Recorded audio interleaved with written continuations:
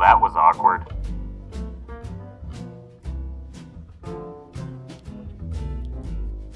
Hi everyone. Hello. Welcome back. We back. We are back. We up in here. We up in the tower. Bringing it back. We're up in the What Do You Mean Studios towers. We have multiple towers now. Right. We've actually added another one. Stacked vertically. Yep, there's a Whole Foods inside of that one. There is a Whole Foods. There's a Whole Foods and... It's right next to a McDonald's, which is ironic. And a ramen bar. There is no... You can buy food. There is no place to buy accessories, water, or anything else. Water does not exist. Yeah, the only thing that you can find at the What Do You Mean Studios towers, Evil Incorporated, is a Whole Foods, a ramen bar, and a McDonald's. A McDonald's. And no beverages are sold. No beverages. Any of those locations. That's sold. There is a store right outside of our towers. Like, it's right down the block, but you do have to walk there to get beverages. Welcome Lovely. back, Tracy from Montana. All right. Should I get into the actual Well, intro? This is What Do You Mean? It's been like 3 weeks since we've recorded one of these. I think this is now 3 weeks of dry podcastness. I'm here with Noah. Hello. And I'm Jared. This And was Awkward Encounters. as you can tell, you can infer. You didn't might even be able to infer that. Yeah. Tracy.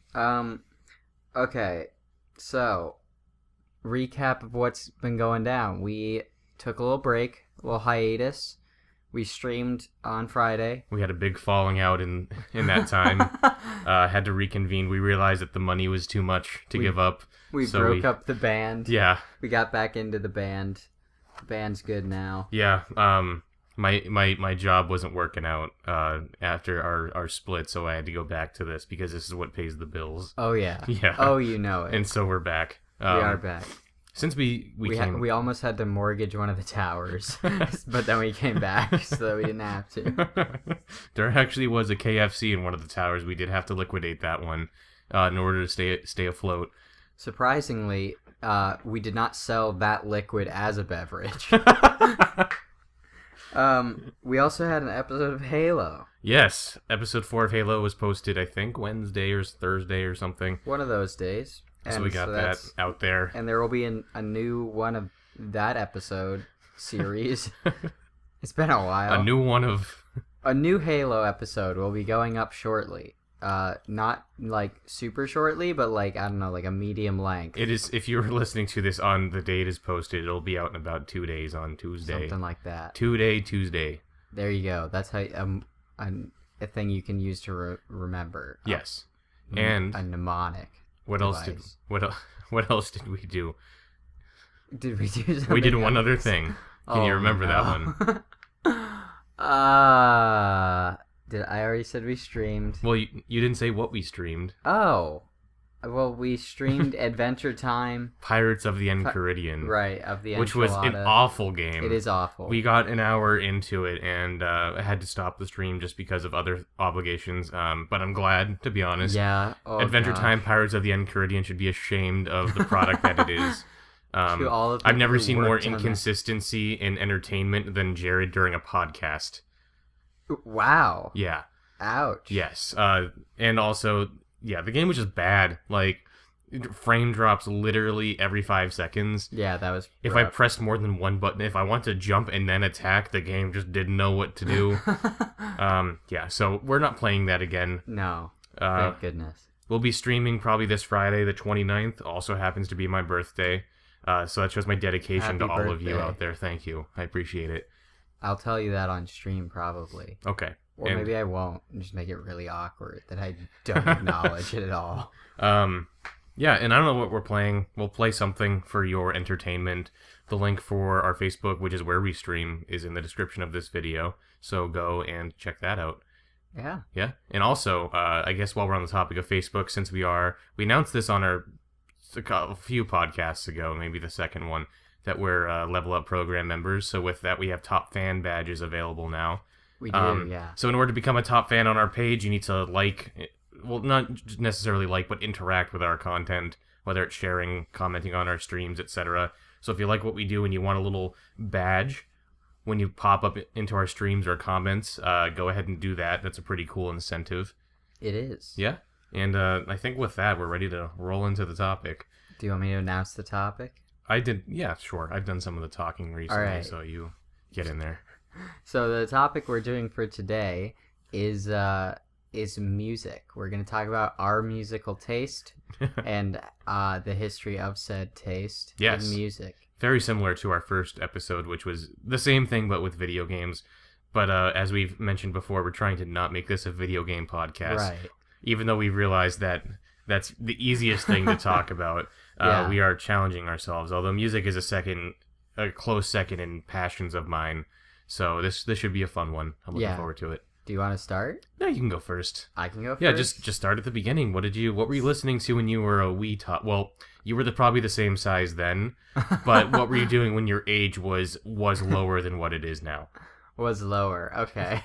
So I guess I was not super into music when I was really young. Like, I didn't have like a favorite band as like an 8-year-old. I didn't really care. However, I would say that as an 8-year-old, I had some favorite songs. Okay. I liked Rawhide. Rollin', Rollin', Oh, Rollin'. yeah. I liked Walk the Dinosaur. I don't know that song. I don't remember what the band is, but it started with "On a Night Like This" 40 million years ago. Oh, wow. And that sounds like a novelty song. It was. Like, it was about Istanbul was Constantinople. Yeah, it sounds like it's just one of those. Oh yeah. Novelty It was tracks. absolutely one of those. And then I also liked "Unwell" by Matchbox 20. Beautiful choice. So those are like the 3 songs that I remember liking at that time when I was real young. And then it wasn't until I was probably like 10 or 11, and that's when it happened, the singularity. I got really into music, specifically music from the late 60s, 70s, and 80s into the early 90s. So that kind of span of time. Okay. I don't really care much for like modern music. I just haven't like found any that I super like. However, I love classic rock, and so it was at that time that I got into my favorite artist, who has spanned since that time until now as my favorite artist, which is Billy Joel. Yes. Easily my favorite. I think one of the most talented songwriters of all time, but I might be a little biased. And then I also got into Elton John at that time. I got into when I was younger, I was into, so around then I was also into Kiss and Motley Crue, and like Van Halen, Aerosmith, like a lot of the classic rock bands. Yeah. Something that I skipped was the Beatles and the Rolling Stones. Didn't listen to either of those monumental giants of music. Do you have a preference now? Over those two? Yeah. Oh, the Beatles by far. Okay. And I'm not like a huge Beatles fan, Yes. but I just don't care much for the Rolling Stones. Hot take. I think they're overrated. I agree. I can agree with you on that. I also think the Beatles are overrated, but I think an argument can be made, and Yeah. like you'll hear about the Beatles a lot when I do my bit, but Right. an argument can be made for that. So However, I got into like that more rock style of like, I really liked Rock and Roll All Night by Kiss, and I really liked Aerosmith's like harder rock songs. And then I started, when I got a little bit older, probably like 14, 15, I started to transition from what style of music I liked, but I actually kept the artists the same. So I went from liking like the harder rock stuff and the like more upbeat songs. So this includes Billy Joel. Like, I went basically from liking his really popular pop songs, Yeah. Uptown Girl and all of those. Those were like my favorite songs when I was, 12, 13.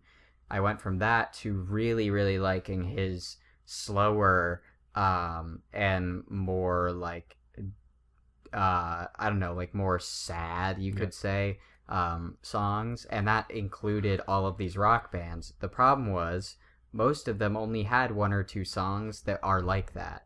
So I stopped listening to Kiss almost completely because like it just wasn't the style of music I was interested in anymore. Same thing with Motley Crue, like absolutely gone. Like Guns N' Roses, I did the same thing, except, you know, like November Rain, I keep listening to from Guns N' Roses, and I keep listening to Beth from Kiss, which is their one ballad that was actually written by the drummer.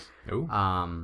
I listen to like the ballads basically of these old rock bands, but that's it. Like I don't listen to Panama or Jump by Van Halen. That just doesn't happen.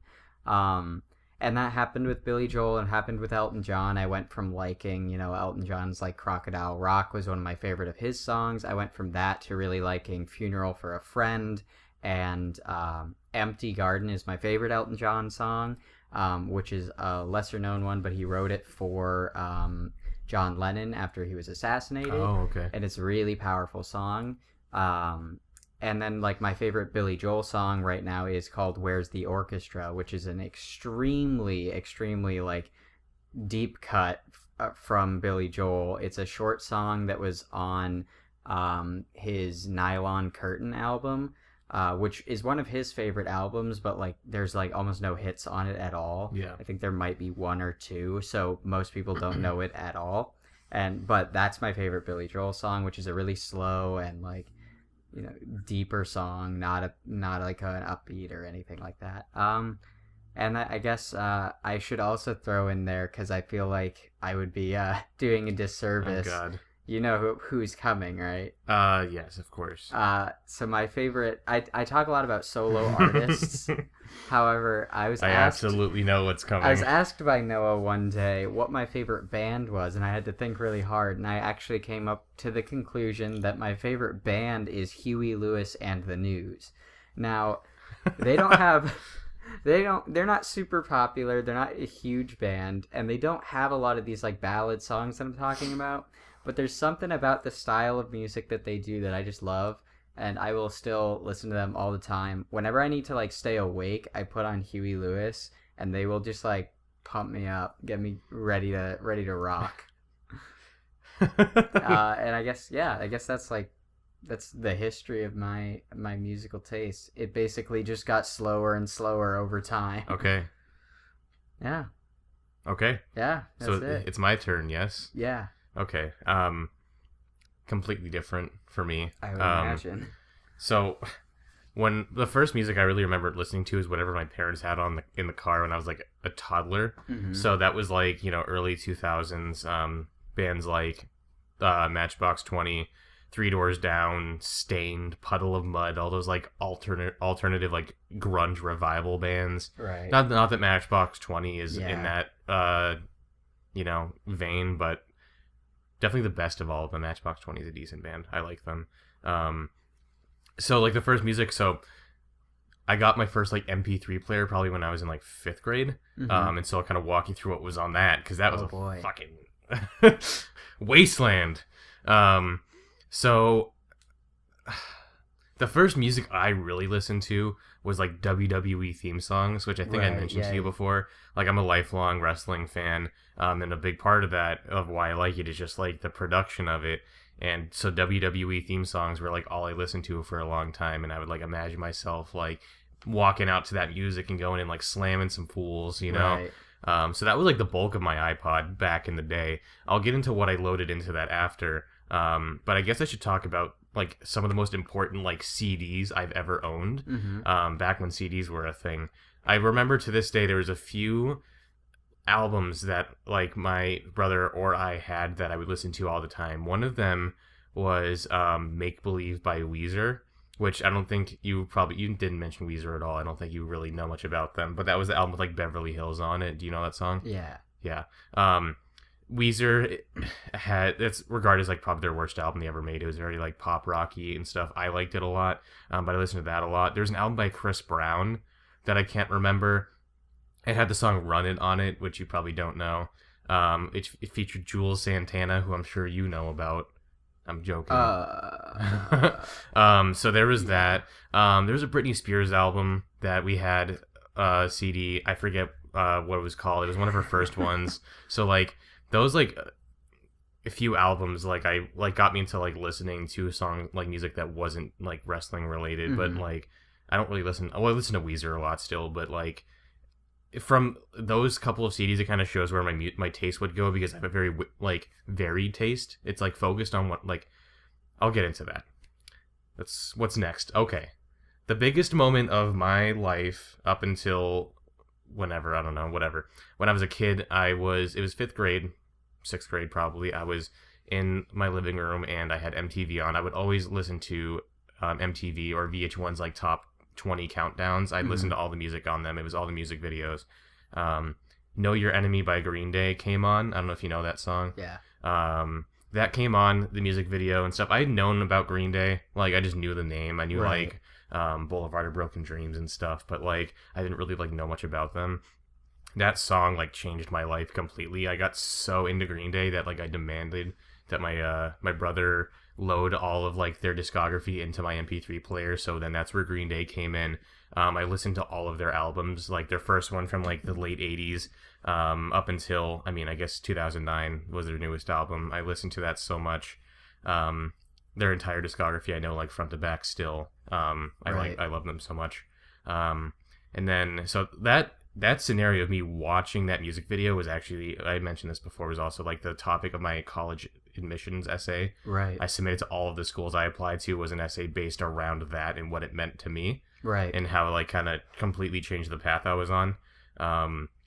And I mixed that in with the Beatles. So I discovered the Beatles in September 2009 or sometime in that range, because the Beatles Rock Band video game was coming out. I mentioned this to you in our first podcast. So they were showing gameplay footage of a song called Birthday by the Beatles, and that was my first time ever listening to them, and I was hooked immediately. I got all of their discography on my iPod or whatever MP3 player I had, and I was, like, obsessed with them. I got, like, the Beatles sweatshirt. I got the video game. Oh, wow. I was the kid in 6th grade. Like, I kind of, like, got shit on for liking the Beatles so much because I was, like, literally obsessed with them. Wow. It wasn't like, oh my god, he likes the Beatles, how lame. It was just like, this kid just, like, has an obsession and it's weird, pretty much. And so, you know, that the Beatles were super instrumental in kind of, like, my development of, like, learning about music. What? Instrumental. Oh, good one. Pretty good. Pun not intended. What else? Yeah, so at the same time I got into some other bands, so like Weezer, Green Day, the Beatles were some big ones. The White Stripes I got into a lot. I still love them a lot, and I've learned to appreciate them even more. Nirvana, which I'll get into in a little bit more. Nirvana was like my third revolution of music listening, of several. So, like, those were, like, the big ones, like Weezer, Nirvana, Beatles, White Stripes. So, like, a lot of alternative music, and then the Beatles just mixed in. The Beatles kind of, like, spanned so many genres. They mixed a lot of different things together. So, you know, they kind of turned me on to a lot of different music. So then the third, I guess, like, big moment for me was getting all of Nirvana's discography and listening to that. They only released 3 albums, but they were all pretty good. That was like sophomore year of high school. I listened to basically just Nirvana all the time. I was like that kid.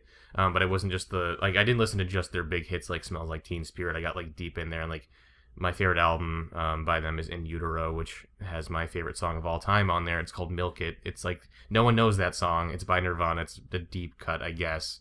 I mean, most things that Nirvana made were a deep cut. Yes. Unfortunately. So that's my favorite song of all time. It's, like, really, like, raucous, like, not commercial, like, lots of screaming and stuff. Super, like, visceral and, like, really, like, resonated with me because I'm like, this is just, like, badass. The riff in that song just, like, gives me goosebumps every time. And so then I kind of started getting into hip-hop in the middle of high school. I listened to this rapper called Watsky, who I listen to pretty often still. He was a spoken word poet, and then transitioned to hip hop music in, like, the late 2000s. So I listened to him a lot. I got into, like, Eminem and a few others that I can't really remember, but, like, I kind of, like, dipped my toe into hip hop. But I'm not, like, the biggest, like, fan of it. But I can appreciate it, and I will put it on once in a while. And then I guess the next big one was discovering, like, pop punk / like emo music, which is kind of where I'm at right now. So I discovered, like, all these bands you probably will never have heard of, but I got into bands like Neck Deep, State Champs, and a few others that were, like, super, like, sugary sweet like pop punk, like not much substance to it, and I don't really like it anymore. But like I got into it a lot with my band that I was in at the time, and so yeah, that was kind of that then led into like senior year of high school getting into emo music, which is really hard to explain to people that don't understand what it is. So because like if I say emo music, they think I'm talking about like Fall Out Boy or like My Chemical Romance, but like emo music that I'm talking about doesn't necessarily mean that. It's hard to even like describe what it is, and I can't name any bands because you won't know. But for the sake of the listeners, it's bands like The Front Bottoms, Modern Baseball, Mom Jeans, Tiny Moving Parts, A Great Big Pile of Leaves, of course. I love them so much. So those are like more. I don't even know how to describe them. They're just like they're different than what people would think emo is. But that's kind of where I'm at now. I listen to a lot of that kind of music, but I always go back and listen to my favorites as well, like the Beatles and whatnot. Right. And yeah, I mean, I discovered more hip hop recently as well. I listened to like some more of the more popular ones like Kendrick Lamar, J. Cole, like those kind of people. So I kind of mix that stuff in there, and then I'll go back and listen to like Hall & Oates or like Earth, Wind and Fire. Yep. See, there now you're starting to relate to me. See, that's the stuff that I know. Yeah, so like, you know, I absolutely love like that era of music like as well, but like not the same kind as you. Like I'm not really into like the solo artists. Mm-hmm. I probably would be if I really like dove into their discographies, but that's not really where my path went. Yeah. But like some of those artists from back then I really enjoy. So my taste is pretty varied, but like I mentioned before, it's focused mostly on like the emo, like alternative sort of music, and it's the kind of music that I enjoy the most. That's like kind of like, I'm not gonna say like technical, but like more like, I don't know, it's hard to describe. Yeah. Like, I don't know. And I guess the only other thing I'll touch on is math rock, which is another thing that people don't understand when I say math rock. It's kind of just like, I don't know how to describe it to you without playing it for you. Math rock is essentially like, it changes a lot of like tempos and like kind of has like weird time signatures to it. A lot of like intricate guitar and drum parts and stuff that kind of like weave around the vocals. So like the vocals will often, or like the chorus will often be like in like a normal like 4/4 time, but like the verses / like instrumental breaks will be like all over the place. So there's bands that I really like from that genre. Like Trico is this band from Japan. It's female fronted, and they're like one of the most technically proficient bands I've ever heard. Wow. TTNG / they're also called This Town Needs Guns. They're another super mathy like technical band. Tiny Moving Parts kind of falls in there. So yeah, definitely I listen to completely different things than you. Oh yeah. Yeah, it's all over the place for me. But that's kind of where I'm at now. So, yeah. Yeah, I missed a whole thing that I need to talk about. I would probably missed a whole lot too. Ready? Country music. Oh man. Yeah, so that is another thing I realized as you were talking. I really like country music, which is rare in these parts. People often hate country music, which is a whole thing. There's like classism and there's all these different reasons. But it's for a similar reason that a lot of places like will say they hate rap, you know, whereas in reality it's just based on like class, and there's other things in there. I love country. Garth Brooks is my favorite country artist. Mm-hmm. And he's a big part of my life. I went and saw him with my mom for a Mother's Day gift a couple years ago. And so that's another thing I didn't mention, but I go to concerts a lot. Yeah, I was hoping to segue into like us talking about like our concert experiences later on. So this is a perfect segue. I would put Garth Brooks out of all of the bands I've seen, which include the Rolling Stones, include the Who, Paul McCartney, like all these different bands, huge classic bands. I would put Garth Brooks at the second best performer I've ever seen, or performance I should say, and that's only behind Billy Joel. And that's because I love Billy Joel so much. Honestly, if I had to, it would be really close. If I had to look at it objectively, it would be really close between Billy Joel and Garth Brooks, and the only reason is Billy Joel's the atmosphere of seeing Billy Joel was so powerful because especially when he was playing something like Piano Man, there's not a single person in the crowd that doesn't know and isn't singing and isn't on their feet. Like, just it's ecstatic. It's so cool. And Garth Brooks, he was just, even for being, he was in his 40s, I think, when I saw him, and he was like running around stage. He grabbed a camera from one of the camera guys. That's like $1,000 camera. And you could see the camera guy go like, and he grabbed it and he like selfied with it and he like pointed it at the crowd and he was running around. That's like, great. It was awesome. But yeah, country music is a big thing, and concerts have been a huge part of my music enjoyment. Before we go to the concert thing, I guess I want to like add my 2 cents about country. Yeah. Because like a lot of people, especially I guess here in the Northeast where we are, it's like, most people are like, my favorite genres are this and this, or I'll listen to anything but not country. But right. There's a very important distinction to be made between like pop country, which is what you hear on the radio, and like traditional country music. Yes. Like I don't know too much about Garth Brooks, but I'm certain he fits into the latter. Yeah. Like I can listen to like the old school country artists like a Johnny Cash, yeah. or there's a few names that are escaping me that were around in like the 50s that I can't really remember, but that I can appreciate. But even like going back to like the origins of like modern country with like Robert Johnson, Blind Willie McTell, like I know all those people and I've listened to them on and off for a while. That's completely different, like, because that kind of music is talking about like the struggles of life. Like it's like country and the blues kind of were synonymous for a while, especially back in the day. And like it's not like cold beer, right? Not like the Bo Burnham it's not like the Bo Burnham song, like the hit makers of today are doing. It's completely different.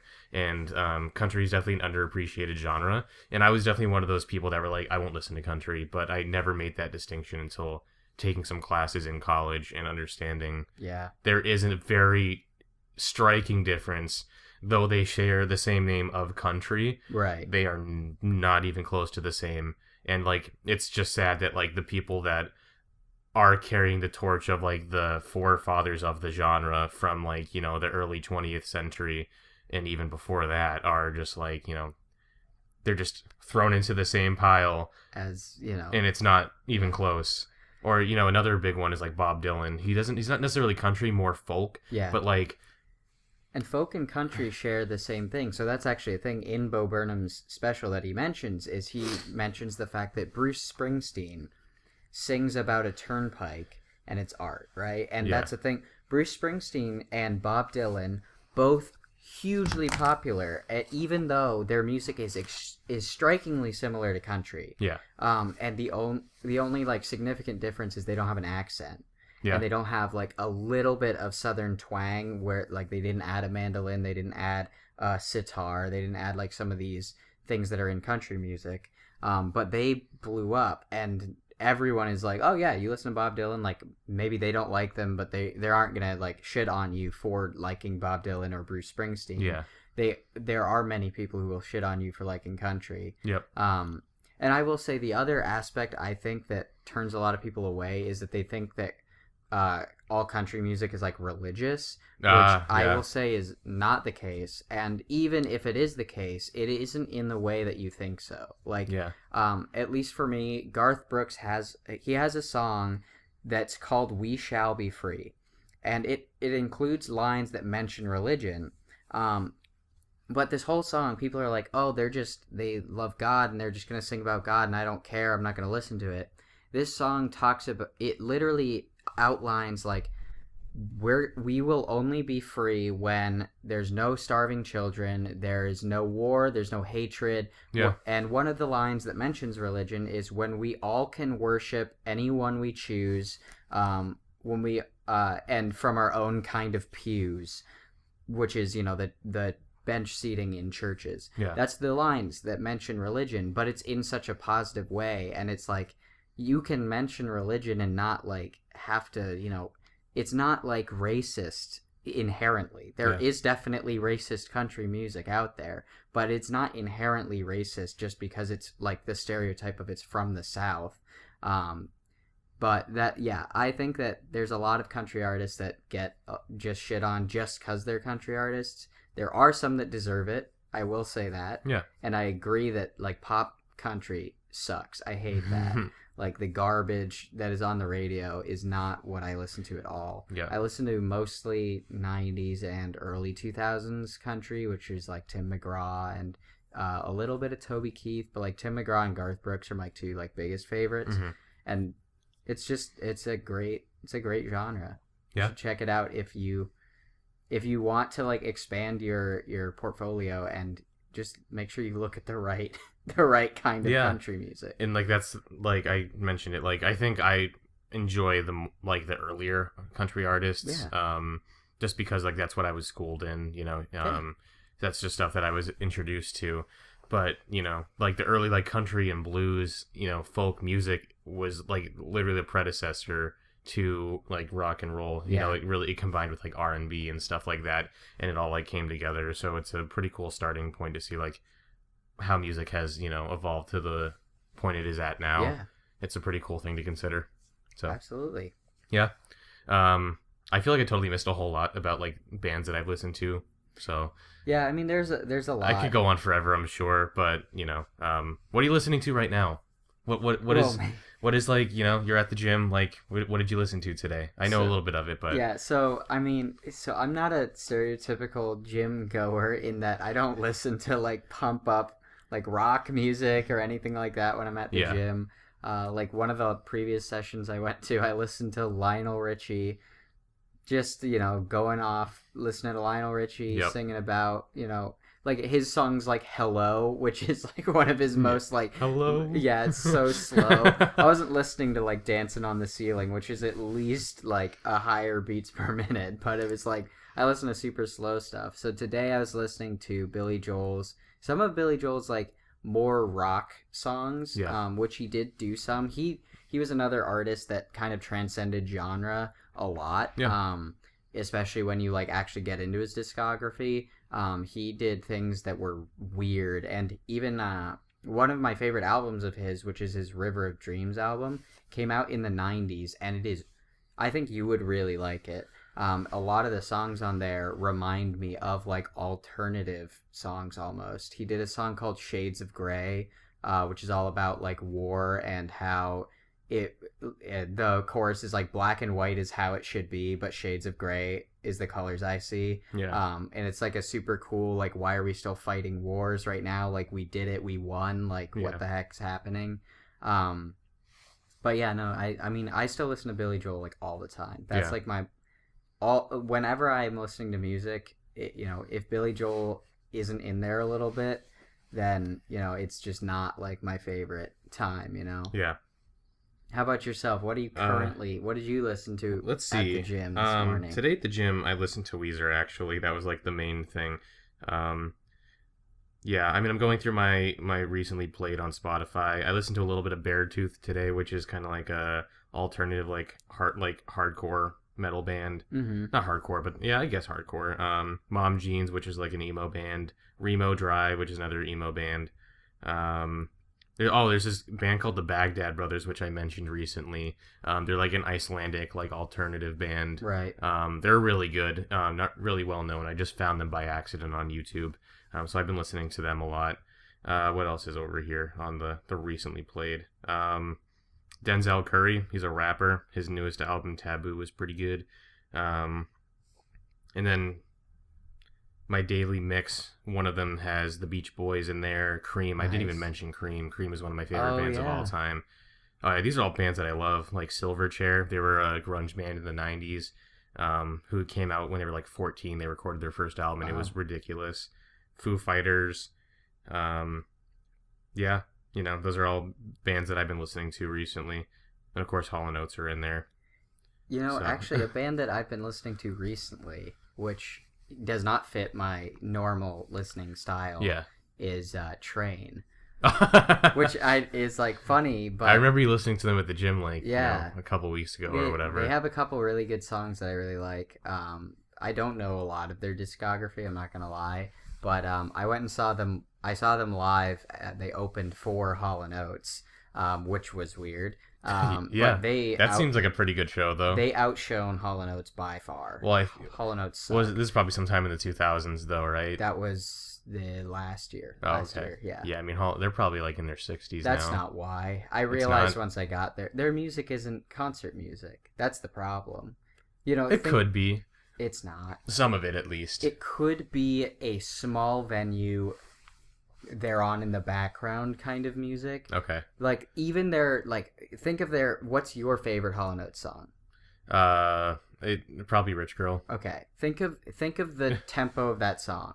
She's a rich girl and she's gone too far and Yeah, but like it gets a little bit faster and it's a pretty like triumphant song. It is. Like that's like a sing-along song for like a live It is. But the problem is there was no energy. Like Rich Girl is the same the whole way through, which I love Rich Girl. Like it's one of my favorite of their songs. My favorite being You Make My Dreams Come True, which was the only song that they played that kind of got the crowd amped up. That was the only one that they were actually able to like get energy through the crowd. Yeah. But all the other songs I realized are just like they're just really kind of like slower. Yeah.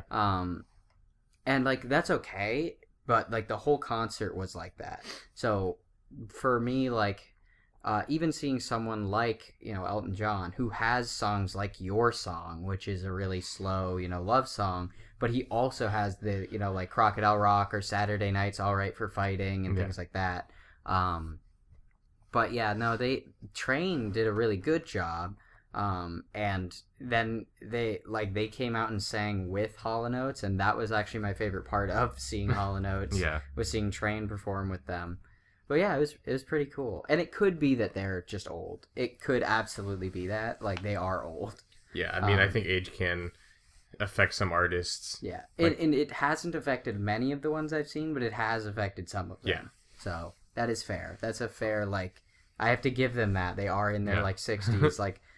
My grandfather would literally die if he even tried to get on the stage. Like, he can't climb stairs. So I'll give them, they're doing well for themselves. I guess while we're on the topic of older artists, I just want to touch on some stuff from the 60s that I remembered, because the 60s are a pretty important genre to me.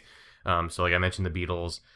Recently, last couple of years, I got super into like Bob Dylan, like specifically his early stuff. The Beach Boys, I learned to really appreciate, especially Brian Wilson as like a composer, producer, and performer. Yeah, there really hasn't been someone else really like him in music ever, in my opinion. Cream is one of my favorite bands of all time. Their album Disraeli Gears, which I think was their second album, is in like my top 5 favorite albums. Now that was with Eric Clapton, correct? Yes, Cream was Eric Clapton, Jack Bruce, and Ginger Baker. One of the best trios in the history. Like the sounds they made as a trio were just absolutely ridiculous. And then I mean I could probably remember stuff from the 60s, but I'm not going to bother. And then like into the 70s, I love bands like Devo. I like them a lot. Wow. The B-52s I also love a lot. Talking Heads, a lot of like the that is like kind of the alternative of the 70s. There's a genre that's attached to it and I can't remember the name right now. Do you new wave music, like Duran in there for you? Not really. Okay. But like they kind of fall into that like new wave sound. Right. So those bands I really like a lot, and I'll go back and listen to. And yeah, there's probably so much more missing, but I just want to get that out there. I want to talk about Bob Dylan really shortly. Okay. So I don't listen to Bob Dylan. Yeah. And that's not because I don't like him. I just haven't gotten into him. I'm sure at some point in my life I will get into him and then probably fall out of it and, whatever. Yeah. I have not gotten to that point yet where I sit down and try to get into Bob Dylan. Partially his voice, which, is a stereotype, but also like I have tried. However, I would say Bob Dylan is one of, if not the, I would say one of, let's go there. He's one of the best songwriters of all time. He recently, like a couple years ago, won an award, a poetry award. I think it was a Nobel Prize. Yeah, something like for that. literature. For his lyrics. Yeah. And there's one thing that makes me really mad. Okay, this is about Bob Dylan. He wrote a song a long time ago called To Make You Feel My Love.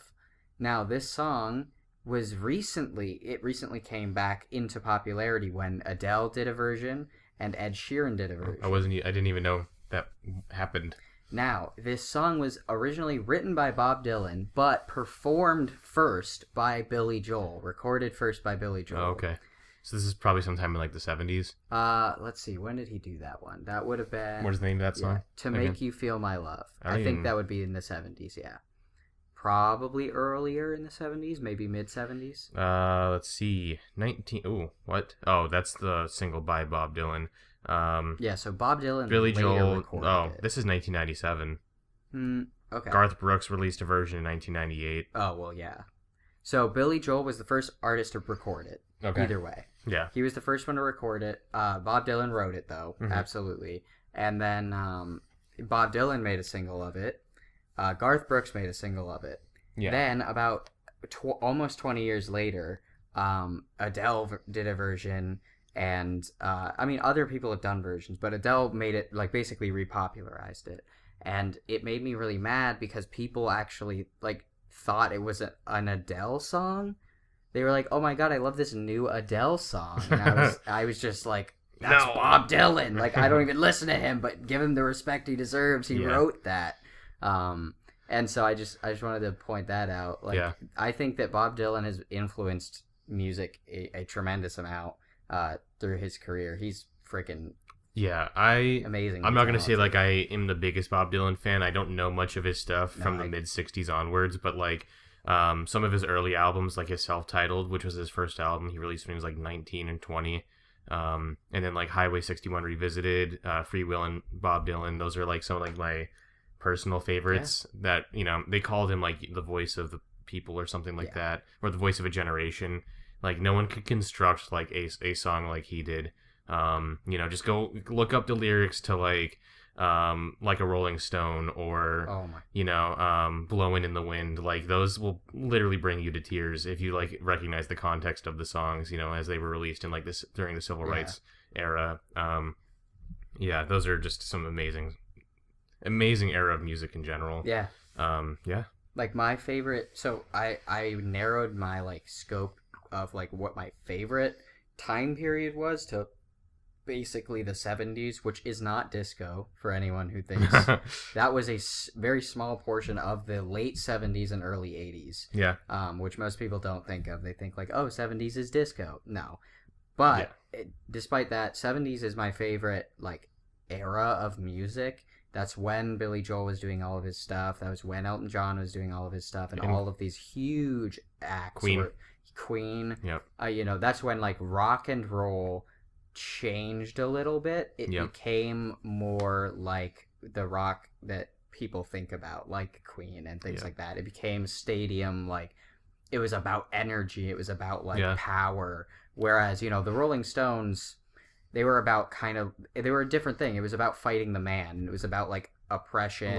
They had like anger. Yeah, a lot of like bluesy sounds they had, especially in the 60s. And the 70s was when the electric guitar became like the main focus. Like the mid 70s and 80s was like electric guitar was in like every song. Even like Billy Joel, who is the piano man. Like most of his songs in that time period had electric guitar in them. And, you know, he even learned to play the electric guitar for some of his songs. And, like, I love the sound of the electric guitar. I love, like, Eddie Van Halen, I think, is the most talented guitarist of all time, at least popularized, you know, like, ones that you could recognize. I've seen him live, and even at the age of, like, 60, he was smoking a cigarette on stage while soloing his solo Eruption with one hand, and doing it better than I have ever heard another guitarist play the guitar with two hands while focusing.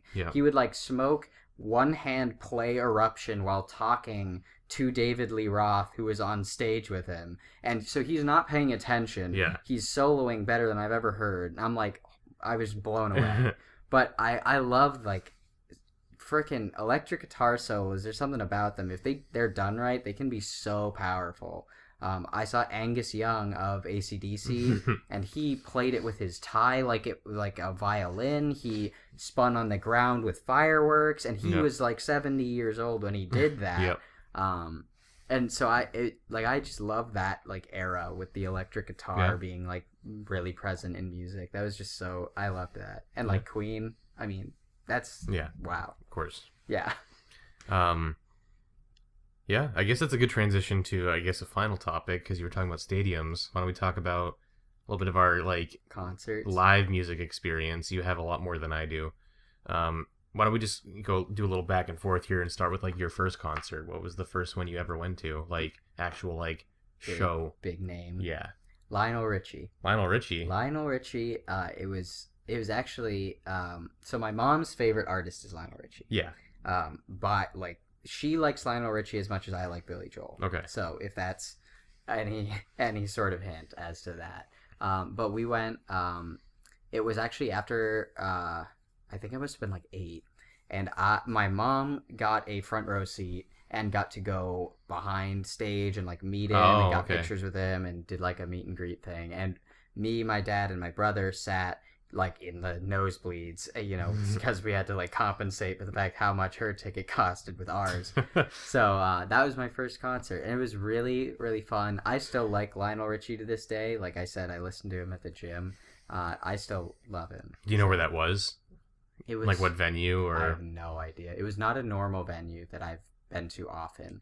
It was in Boston, but it wasn't like one of the big like stadiums. It was this like a theater almost. Okay. Like it had, I remember specifically there was like white you know, like trim and all that stuff, and like fanciful like painted ceilings. It was like one of the older like theaters. Yeah. But yeah, it was really good. Okay. How about yourself? What was your first? The first show I went to was in November 2014. It was Watsky. Okay. Who was the rapper I told you about. Mm-hmm. He performs with a live band, which was amazing. I saw, you probably don't know this person, but Anderson .Paak. He was pretty much like a producer for Watsky, but he had solo material, so he performed just him in a drum set. The first person I ever saw perform, he was the first opener. Wow. And I was like entranced by him. And now he's like he's doing songs with like Kendrick Lamar and like the biggest names in the business now. He's really like, you know, he's super talented. So that was my first concert. I still enjoy Watsky now, you know, even today. Yeah, that's pretty much it. Okay. It was at the House of Blues in Boston, which is right across from Fenway Park, like literally like next door to it. I went with my good friend Austin. We were pretty close to the front. I remember wearing, like, it was November. I was wearing layers, and I was afraid to take them off and lose them, so I was just in there with just like sweating. I also bought a shirt, so I wore the shirt. This shirt is probably somewhere in this pile of clothes that's behind us, if I really looked. But I still have that shirt that I bought. Wow. I still wear it all the time. It was unbelievable experience. Yeah. Okay. Do you want to do? Why don't we just like run down the list? That's gonna all right. So okay. So I've seen Lionel Richie. Yep. I've seen Billy Joel 3 times. I'm going again in September, which I'm super excited for. Wait, who? Billy Joel. Yeah, Billy Joel. Yeah. So Billy Joel, my favorite. Seen him a bunch of times. Seen Elton John a couple times. I've seen Garth Brooks. I've seen Huey Lewis a couple times. I've seen Paul McCartney, the Rolling Stones, The Who, Eric Clapton, Bruce Springsteen, Bon Jovi twice. The main guy from Coldplay. I've seen REM. Oh my goodness, I've seen probably honestly. I have seen probably. What's the guy? Roger Waters? Is that the guy from Pink Floyd? Whatever the. I don't know much about Pink Floyd. Saw the guy who is the lead singer for Pink Floyd. I'm not a huge Pink Floyd fan, as you can probably tell by the fact I don't know his name. I saw Kanye West so it was one concert.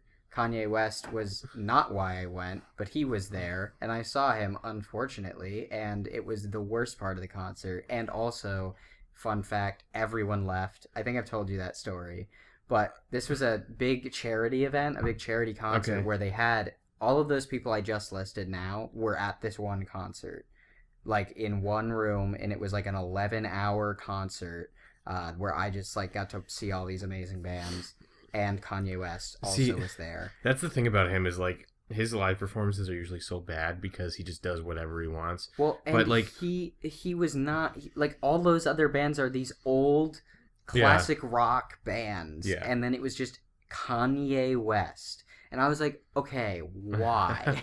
Nobody's here for you, bud. Billy Joel was also at that concert That's to add okay. to that freaking list of superstars. But what happened was when he came on, literally, I would say 90% of the entire venue, which is Madison Square Garden in New York. Oh, so wow. a huge venue, 90% got up and left Wow. to go to the bathroom. But they didn't want to miss any of the good acts. So all of these people just got up, left to go to the bathroom. The lines were coming, so there were so many lines for the bathrooms, they were coming into the stadium. See, that's funny. Like, that happened because like I don't know how much you know about him, but like Kanye West is actually like one of the most like prolific and like talented like recording artists of the 21st century, and I will like contend to that statement because some of his projects are so ambitious, but when it comes to a live performance, you don't know what you're going to get with him. Like, Bo Burnham wrote an entire rant based on the Right. fact that I don't know if he even did, but like Kanye will just like talk over a beat and just rant about bullshit for 15 minutes and be Right. like, okay, show's over, you know? Right, yeah. Absolutely. And so I have no idea what he did. I was one of those 90% that got up and tried to leave, although I couldn't really leave very much because the lines were so long. Yeah. But yeah, no, I mean, there's so many. I've seen just, Hall & Oates, Train. I've seen, one that we need to talk about that we both love man. is I have seen Weird Al Yankovic Oh, yes. 3 times. I need and to see him at yes. some point. Absolutely. He comes around basically every year, and he is so good in concert. Mhm. What a showman, and he's such a nice person. Yep. And he invented a genre basically. Yeah. He invented comedy music, I would say. I think that's Sorry, I'm making this. Just a fair. Yeah, that's fair. Thank you. Yeah. Yes, I agree with you. Like, I think an argument could be made for that. The only person that kind of existed before him was, oh gosh, the guy who wrote Fish Heads. You know that song? Fish head, yummy, yummy fish I head. do not know. It was basically, gosh, I'm so mad at myself for forgetting his name. But he To you're the gonna look it internet. up. Okay, so look up Fish Heads, the song.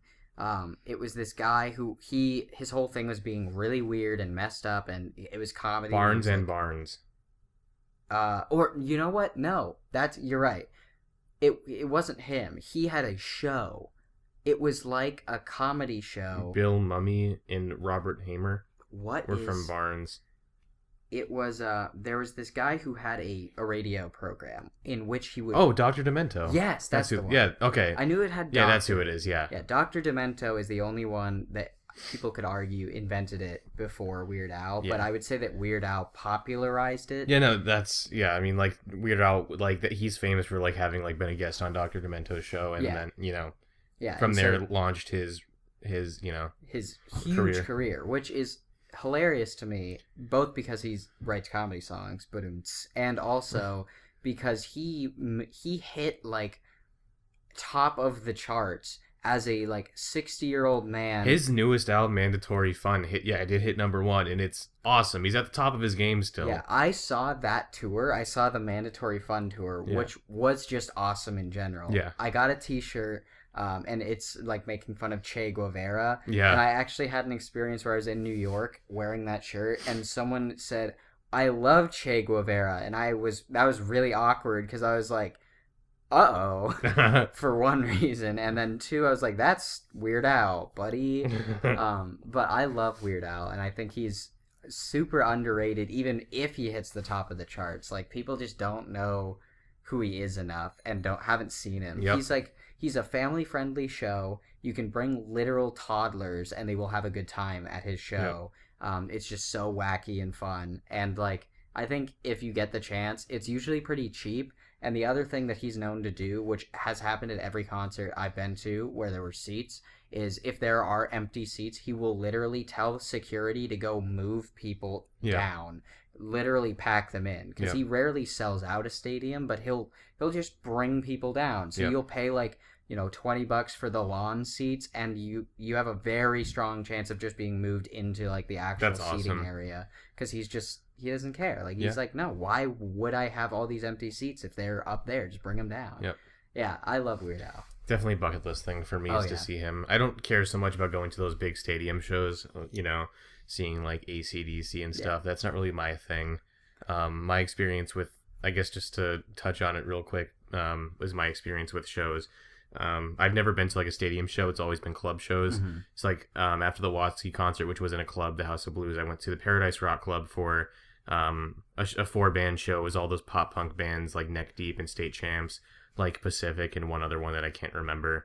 And then another show I went to was Green Day, which was also in the House of Blues, which is, you know, for a band like Green Day to do a club, they did a club tour and then they did a stadium tour. So to get the club tour sold out so quickly, and like you had to like be like the first person to click buy tickets on the day they went on sale. And I managed to get tickets. Amazing. Like, you know, sang along to every song. It was emotional as hell for me, seeing them live. I loved it. And then another thing which I don't think you have much experience with is like house shows, like DIY music scene. I think you've been to a few from what I understand. I've been to like one or two, but not a lot. Yeah, I've hosted, I've played in some, I've hosted some. You know, like the DIY scene is another thing. I love all like the DIY bands that I know about, you know, from like the Northeast. You know, me being, I guess, one of them. It's really like, that's just a fun scene. So like I've been to like probably like half a dozen house shows across, you know, a couple states. So that's a fun thing. That's kind of it. I don't really go to many like shows, you know. I love concerts, like the experience of them. And so something that I will say, for most of the concerts I've been to, I've been in the nosebleeds. I'm not a wealthy person. And so I basically, so not only am I not wealthy, however, I also go to see a bunch of old, wrinkly white dudes. And so I literally said to my dad, who is the person who brought me to a lot of these concerts, so thank you to him. I said to him, I don't need to actually see these people with my eyes. Like, I just want to be there. Because they are not pretty to look at. Like, Axl Rose was never attractive, and he's only gone downhill. Like, I don't need to see actually him. The experience is being there and the energy of it that I really like. So like when Guns N' Roses played Welcome to the Jungle in concert, it was just like, it's such a cool experience. Like everything. As soon as they start a chord progression for a famous song, everyone will like explode. And you like, it's just such a cool, it's similar to, because I've also been to like sporting games, it's similar to when like the Patriots score a touchdown and everyone just explodes in the stadium, you know, something like that. It's just so cool. It's like it's like a bigger than yourself, being part of that like community that's bigger than you, and just you get lost in it. And I agree. I love it so much. It's nice. I know what you mean. It's like that when I go to wrestling shows. I've never been to one. I would like to. Oh, we'll talk about that another time. Yeah, we got to go to that, and I'll bring you to Weird Al, and you bring me to one of those. How about that? That's a trade-off. All right. Well, we're closing in on an hour. I think we've had a pretty good discussion. You good with closing it off here? I'm good. We probably could have gone on for forever. But yeah, that was a pretty quick and scattered history of our experiences with music. I'm sure as soon as I hit stop, I'm going to remember one very important thing that I wish I talked about, but it was nice talking about it, except I can't describe the genres that I like. I need to work on that. Trying to find it's hard descriptions for math rock and emo music is difficult, as I've realized. Because like I just say a name and people can kind of recognize it. It's harder when you have to like actually... A lesser known, like it's when it's like a subgenre that's even like part of an obscure genre in itself, like math rock. Like no one's like, everybody's like, what are you talking about? Punk, math rock, you know, like it's a mess. So we have episode 5 of Halo coming out 2 days after this podcast goes up, which is Sunday. That'll be coming out Tuesday what day is it? Tuesday the 26th. And we'll be live Friday the 29th with whatever game. Hopefully something that's better than Adventure Time Pirates of the Enchiridion, because that was god-awful. That was bad. At least it was a free game. I did not pay money for that. It was free with Xbox that Gold. would have been the biggest disappointment. All right, we're at exactly an hour now, 3 seconds in. Do you have any parting words, Jared? Parting words. Okay. Thank you, and goodbye, Bye. travelers. Bye.